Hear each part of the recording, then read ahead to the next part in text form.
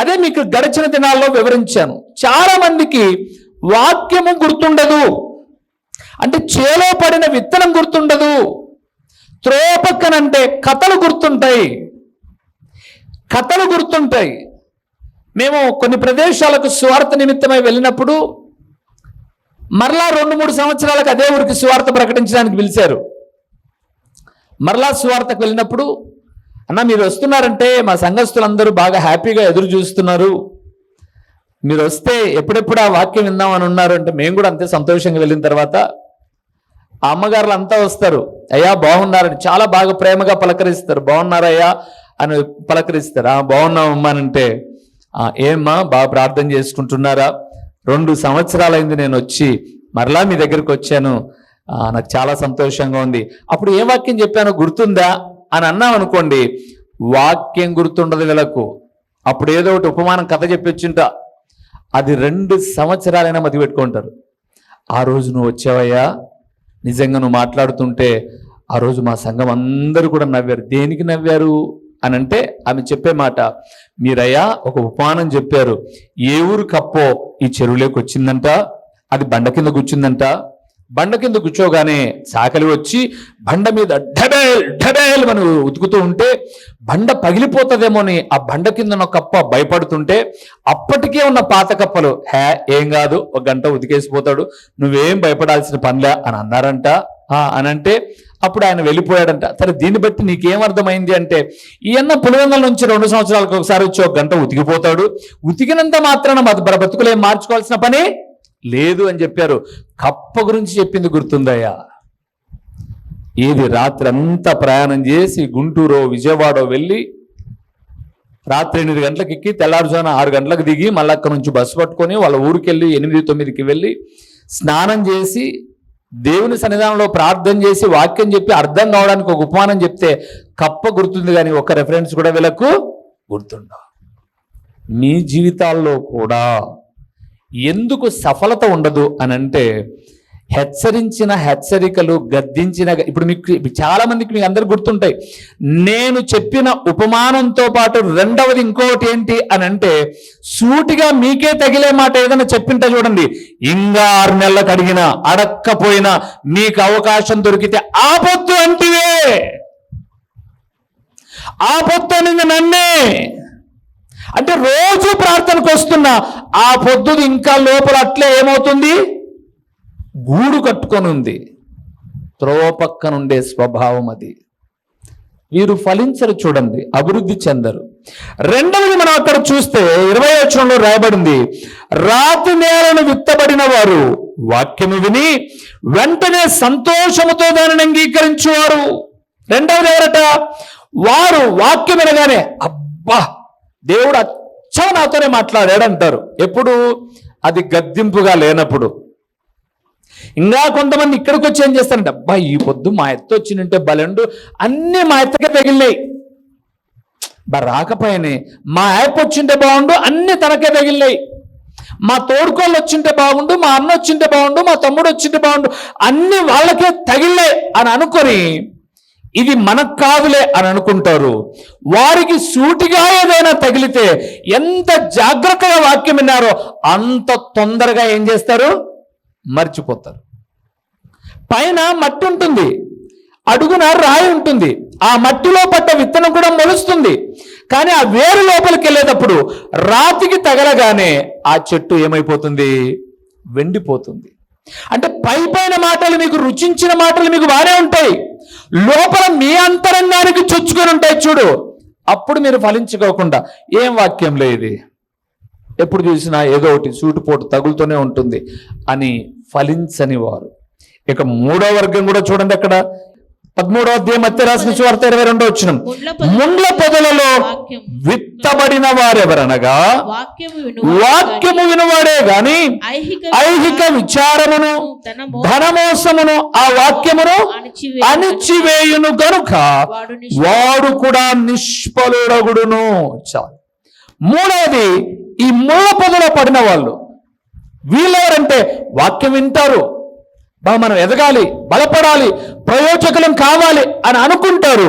సరే ఈ రోజు నుంచి ఇంకా ఏ ఆరాధన మనం మిస్ అవ్వకూడదు, ఈ రోజు నుంచి ఏ కూడికను మనం మిస్ అవ్వకూడదు.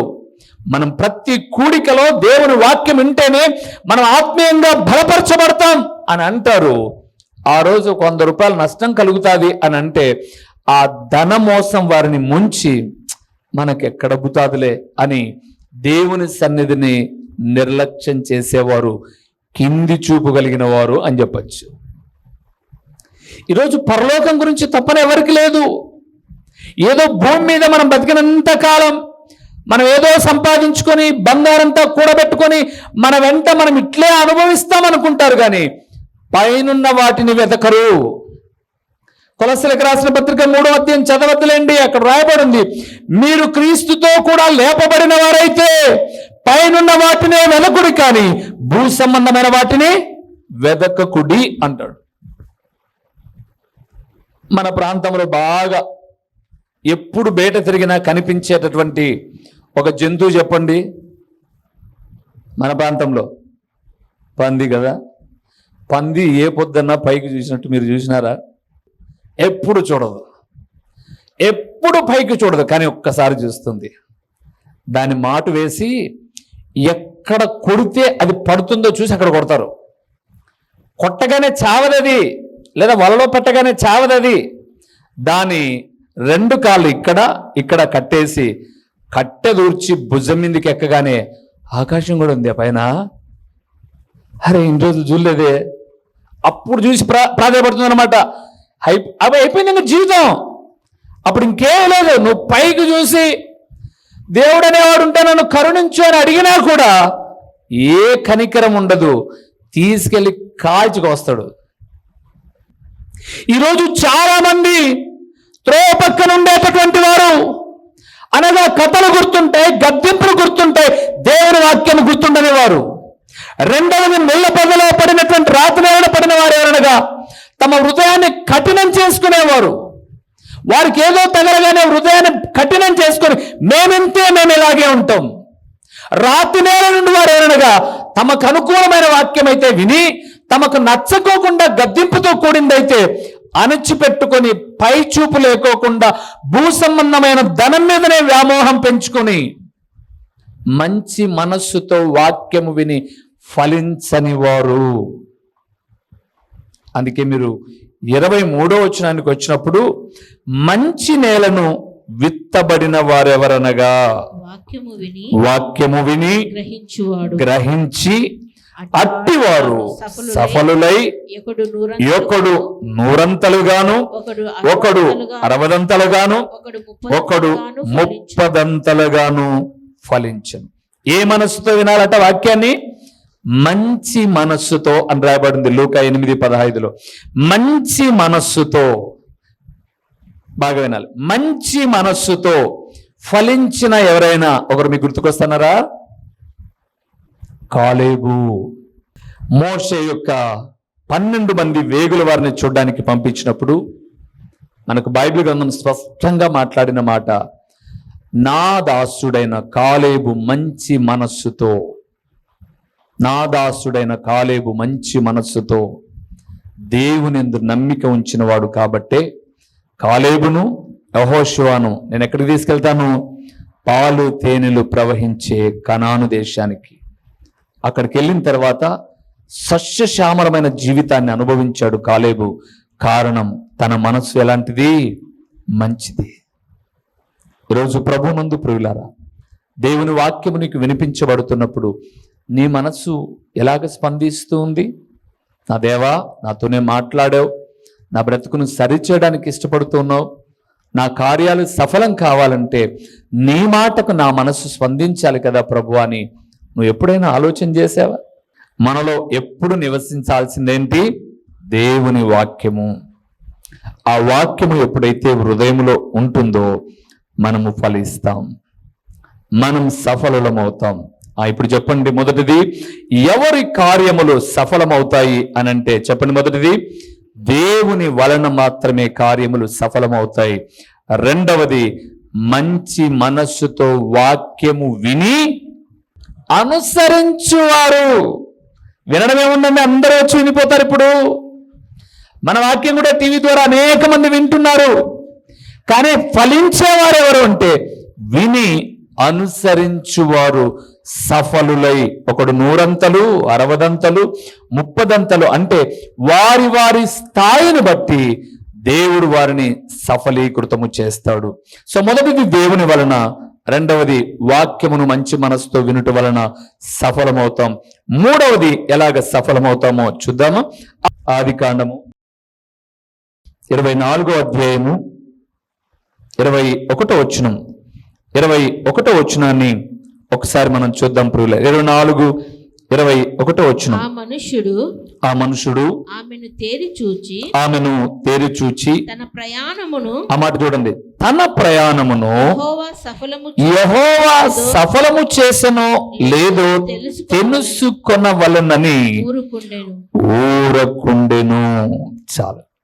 మూడవది ప్రియులారా, మన కార్యములు సఫలము కావాలి అంటే మూడవది మనం కొంత మౌనంగా ఉండాలి, ఊరకుండాలి. అప్పుడప్పుడు నేను ఒక మాట చెప్తే మీరు బాగా నవ్వుకుంటూ ఉంటారు కదండి. ఊరకున్నంత ఉత్తమం లేదు, చెప్పండి, బోరుగుండంత సుఖం లేదు. నూనె అవసరంలే. పోనీ స్నానం చేస్తే ఏమన్నా మెత్తని టవాల్తో రుద్దాలనా బోరుగుండును? ఏం అవసరంలా. స్నానం చేసి బోరుగుండు వచ్చి ఆ ఫ్యాన్ దగ్గర నిలబడుకుంది అనుకుందాం, ఒక నిమిషానికి అంత క్లీన్ అయిపోయి ఉంటుంది. సరే, ఇక్కడికి వద్దాం. ఏం జరిగిందో మీకు వివరిస్తాను. ఇది వరకు కూడా సందేశంలో మనం ఈ విషయాన్ని చూసాం. రిబ్కాను గురించి, దేవుని దాసుడైన అబ్రహాము దాసుడైన ఎలియాజర్ను గురించి. వీరిరువురిని ఒకసారి మనం చూస్తూ ఉన్నప్పుడు ఈయన ఆ ప్రాంతానికి వచ్చాడు. చాలా మంది ఆడపిల్లలు నీళ్లు చదువుకోవడానికి వస్తున్నారు. ఈయన ముందే తన మనస్సులో ఒక కమిట్మెంట్ అనుకున్నాడు. ఏ ఆడబిడ్డనైతే, నేను నీళ్ళైతే అందరినీ అడుగుతాను, కానీ ఏ స్త్రీ అయితే నీవు తాగు, నీ వంటలకు కూడా నేను నీళ్లు పోస్తాను అని చెబుతుందో ఆమె నా యజమానుని కుమారునికి తగినటువంటి భార్య అని నేను నమ్ముతాను అని చెప్పి ఆయన అలాగా కూర్చున్నాడు, ఊరుకున్నాడు. ఆమె కల్పించుకొని మాట్లాడింది, చాలా చక్కగా మాట్లాడి వంటలకు నీళ్లు పోసింది. ఆ మనుషుడు తేరి చూస్తూ ఉన్నాడు. 21వ వచనంలో, ఆమె గాడిలో కడవ కుమ్మరించడం, తిరిగి చేదుకొనుటకు బావికి పరిగెత్తుకొని పోయి అతని వంటలన్నిటికీ నీళ్లు చేది పోషను అని 20వ వచనంలో చూస్తున్నప్పుడు ఈ దృశ్యాన్ని అంతటిని ఎలియాజరు కూర్చుండి, అవునా, అక్కడ అలాగే ఉందా? 21వ వచనంలో, ఆ మనుషుడు ఆమెను తేరి చూచి తన ప్రయాణమును యెహోవా సఫలము చేసనో లేదో తెలుసుకొనవలెనని ఊరకుండెను. కూర్చుండి కాదు, ఊరకుండెను. కొన్నిసార్లు మనం ఊరకుండాల్సిన కాడ తొందరపడతాం, తొందరగా అయిపోవాలనుకుంటాం. వద్దు, ఊరకుంటే ఏమి లాభం? ఒక్క మాట ఇక్కడికి మళ్ళీ వద్దాం. కీర్తనల గ్రంథము 46వ కీర్తన, 46వ కీర్తన 10వ వచనం ఒకసారి చూద్దాము. 46:10 వచనాన్ని మనం చూస్తూ ఉన్నాం. 9-10 చదవండి, బాగా కనిపిస్తాయి మనకు ఆ మాటలు.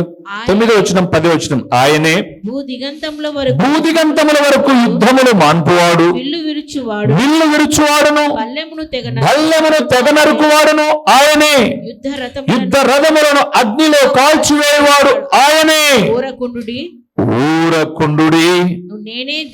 నేనే దేవుడనని తెలుసుకొనుడి.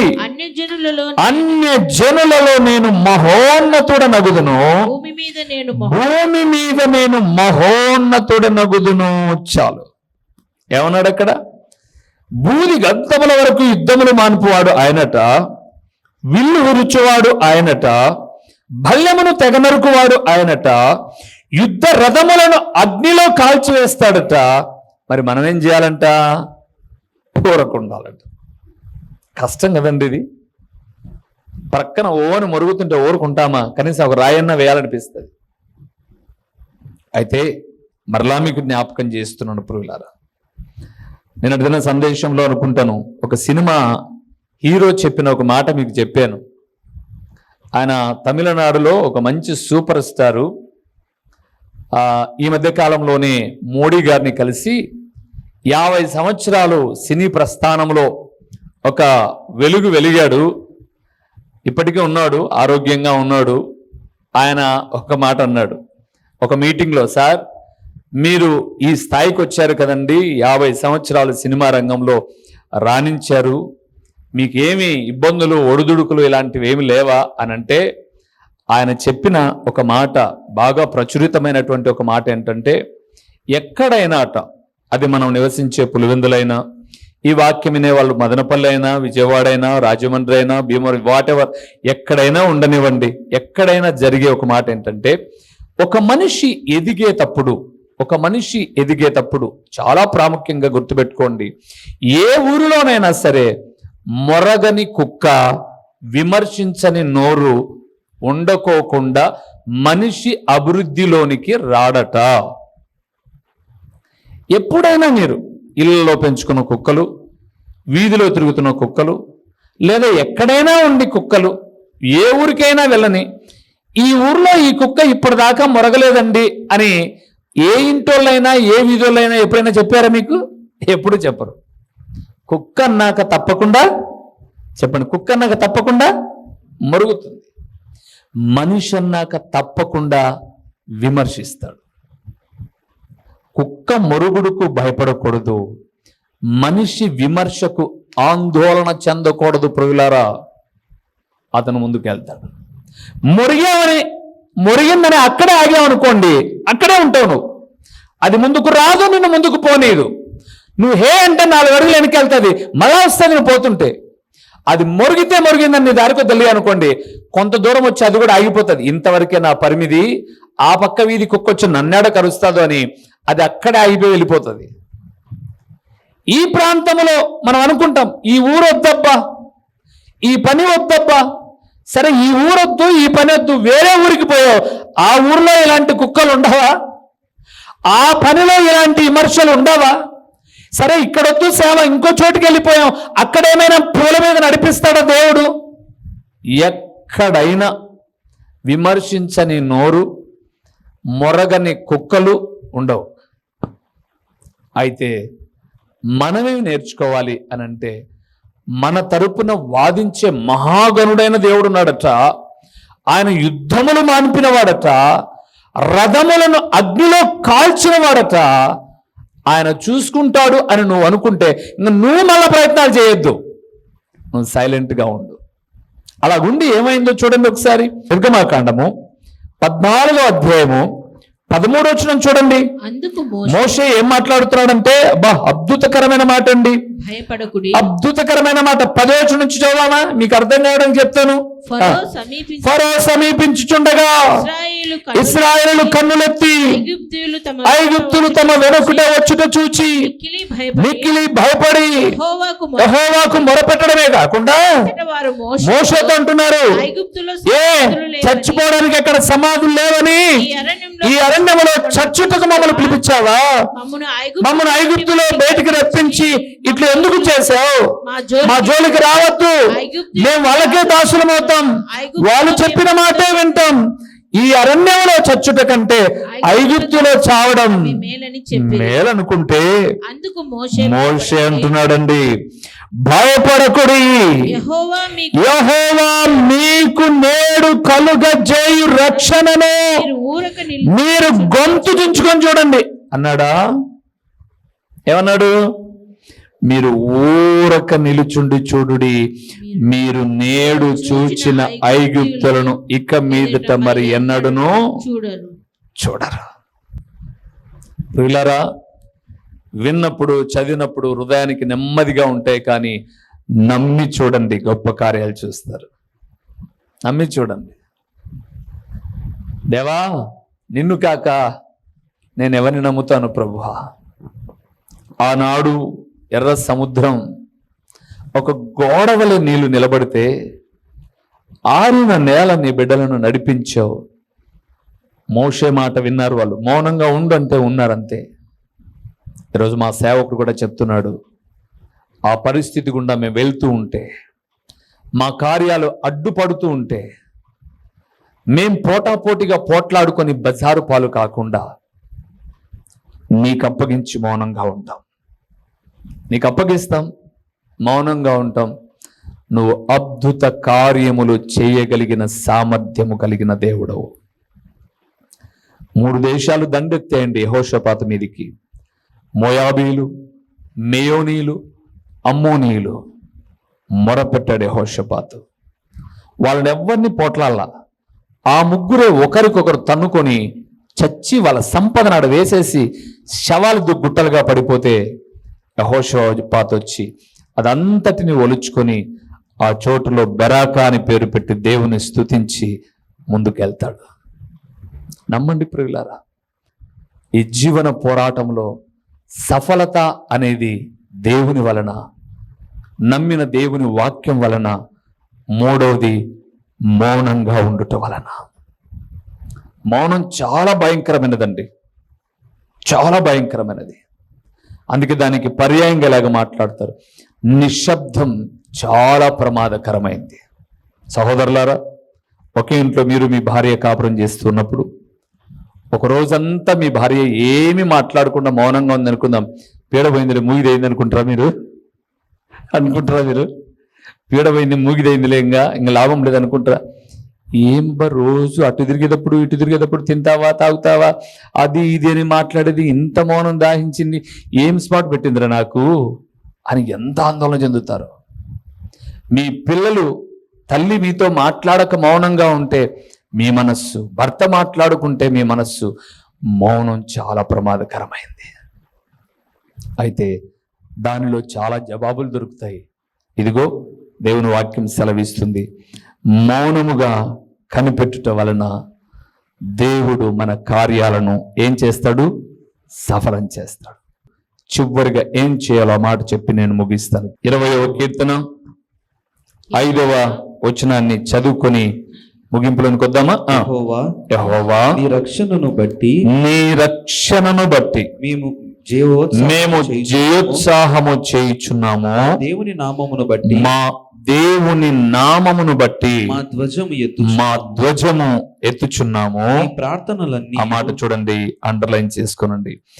నీ ప్రార్థనలన్నీ యెహోవా సఫలపరచునుగాక. ఆమేనంటారా?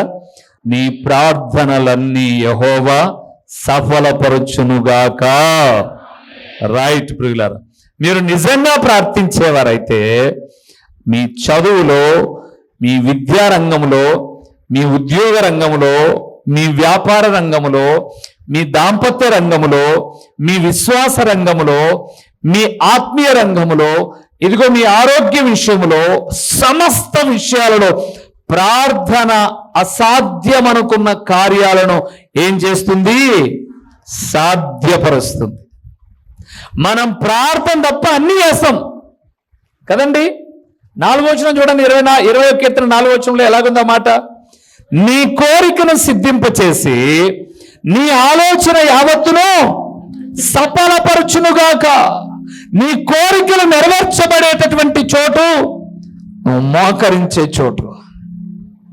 మోకరించే చోటు ప్రియులారా, భయంగా ఉందా?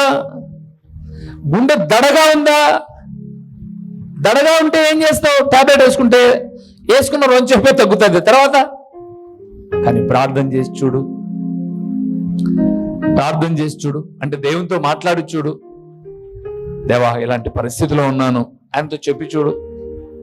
మనం ఎందుకోండి, మనము కొన్ని అననుకూలతలు ఎదురైనప్పుడు నిలబడలేనప్పుడు నేను ఎప్పుడో మాట అంటుంటాను కదండి, మనం నిలబడలేనప్పుడు మనం చేయాల్సిన మొట్టమొదటి పని మోకాళ్ళ మీదకి రావాలి. దేవుని ఆరాధిస్తున్నాం కానీ ఫలింపు లేదే అని ఎవరు అనుకుంటున్నారో వారు, నేను, మేము ఈరోజు ఈ వాక్యానికి విధేయత చూపుతూ ఉన్నాం. సఫలత అనేది మా జ్ఞానమును బట్టో, మా గొప్ప తెలివితేటలను బట్టో, మాకున్న ధనధాన్యాదులను బట్టో, పేరు ప్రఖ్యాతలను బట్టో కలగవు. కానీ అది నీ వలన, మీ వాక్యం వలన, మేము మౌనము వహించుట వలన, మేము ప్రార్థించుట వలన అని తెలుసుకున్నాం. ఇది కేవలం విని విడిచిపెట్టేవారముగా కాక లూకా 8:15 వచ్చిన ప్రకారముగా మంచి మనస్సుతో, సాత్వికముతో వాక్యమును అంగీకరించి సఫలులు కావడానికి సహాయం చేయండి తండ్రి. ఇదిగో ఈ వాక్యం వింటున్న మా బిడ్డలు, ఈ దీన సేవకుడు ఏ విషయాల్లో బలహీనపడి భయపడుతున్నారో మీ వాక్యాన్ని బట్టి ధైర్యపరచబడి మేము ముందుకు వెళ్ళబోతూ ఉన్నాం.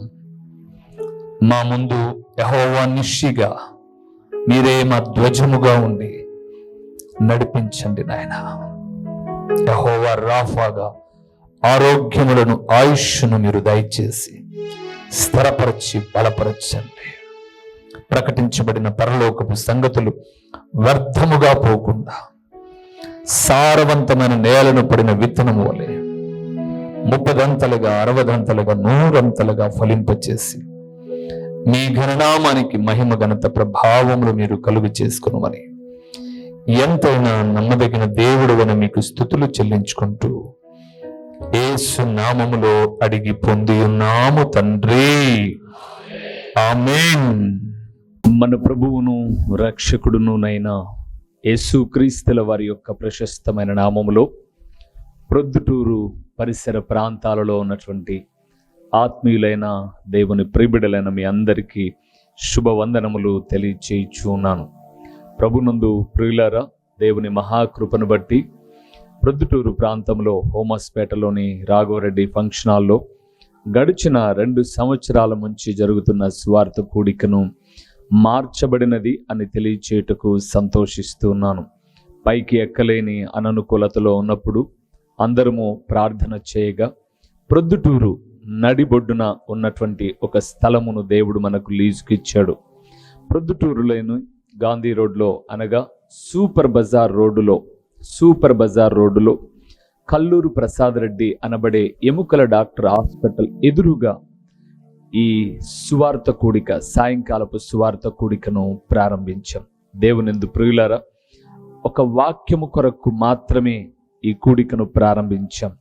వాక్యము ప్రొద్దుటూరులో లేదు అని కాదు, కానీ మరింతగా దేవుని వాక్యము మీకు చేరువ చేయాలి అని, ప్రతిదినము టీవీలో వింటున్నటువంటి దేవుని వాక్యాలు మీకు ఆశీర్వాదకరంగా ఉన్నాయి అని, ఒక సంఘ ప్రాంత భేదము లేకోకుండా ఉదయకాలపు కొన్ని అననుకూలతలో కూడా చాలామంది ఆరాధనకు వెళ్ళలేని వారికి, దేవుని వాక్యము వినలేని వారికి ఒక సౌకర్యవంతముగా సూపర్ బజార్ రోడ్డులోని కల్లూరు ప్రసాద్ రెడ్డి హాస్పిటల్ ఎదురుగా ఒక క్రీస్తు ప్రార్థనా గృహము అనే ఒక స్థలంలో ప్రతి ఆదివారము సాయంకాలం 6 గంటల నుంచి 8:30 వరకు ఈ సువార్త కూడిక జరుగుతుంది. కేవలం దేవుని వాక్యము మాత్రమే ప్రకటించే ఒక ప్రణాళికతో, వాక్యమే అన్ని కార్యాలు చేయగలదు, వాక్యము మాత్రమే నెమ్మది ఇవ్వగలదు, వాక్యము మాత్రమే స్వస్థపరచగలదు, వాక్యము మాత్రమే సరైన మార్గములో నడిపించగలదు, వాక్యము మాత్రమే గొప్ప ఆదరణ ఇవ్వగలదు, వాక్యమే జీవాధారమై ఉన్నది అని తెలియచేయే అమూల్యమైన ఉద్దేశముతో ఈ ప్రతి ఆదివారపు సాయంకాలపు స్వార్థ కూడికను ప్రారంభించాం. ప్రియులారా, ఇప్పటికే అనేక మంది కూడికకు వస్తూ ఉన్నారు. మే 19వ తారీఖు 2024 ఆదివారపు దినాన ప్రారంభించాం. అనేక మంది కూడికకు వచ్చి దేవుని వాక్యం వింటూ దేవుని రాకడకు సిద్ధపడుతూ ఉన్నారు. మరి మీరెందుకు రాకూడదు? మిమ్మల్ని కూడా ఒక ప్రేమపూర్వకమైన ఆహ్వానాన్ని అందిస్తూ ఉన్నాం. రండి. వాక్యము కరువైపోతున్న చివరి దినాల్లో, వాక్యము దొరకని దినాలు రాబోతున్న దినాలలో ముందుగానే వాక్యాన్ని మనం ఒక నిర్దిష్టమైనటువంటి సందేశములతో, ఒక చక్కటి అంశ భాగములతో ప్రతి ఆదివారం సాయంకాలం 6 గంటల నుంచి 8:30 వరకు చక్కటి పాటలు, దేవుని స్తుతిస్తూ దేవుని వాక్యాన్ని పంచుకొని వచ్చిన మీ అందరి కొరకు నేను ప్రార్థిస్తాను. దేవుడు నూతన కార్యాలు చేయుటకు సామర్థ్యం కలిగిన వాడు. రండి. సూపర్ బజార్ రోడ్లోని కల్లూరు ప్రసాద్ రెడ్డి హాస్పిటల్ ఎదురుగా ఈ యొక్క సువార్త కూడిక ప్రతి ఆదివారం జరుగుతుంది. వీక్షకులైన మీ అందరినీ, ఆత్మీయులైన మీ అందరినీ ప్రేమపూర్వకంగా ఆహ్వానిస్తున్నాం. వచ్చిన తదుపరి మీరు నేను కలిసి ప్రభువును ఆరాధిద్దాం. వస్తారు కదూ? ప్రేమతో మిమ్మల్ని ఆహ్వానిస్తూ దైవజనుడు ఓ రూబేన్ గారు. ప్రభు పేరట మీకు వందనములు. మా చిరునామా దైవజనుడు బ్రదర్ ఓ రూబేన్ గారు, క్రీస్తు ప్రార్థనా మందిరం, డోర్ నెంబర్ 1-10-386, నగరిగుట్ట, పులివెందుల, కడప జిల్లా. మీ ప్రార్థనా అవసరాల కొరకై సెల్ నంబర్ 9989067409.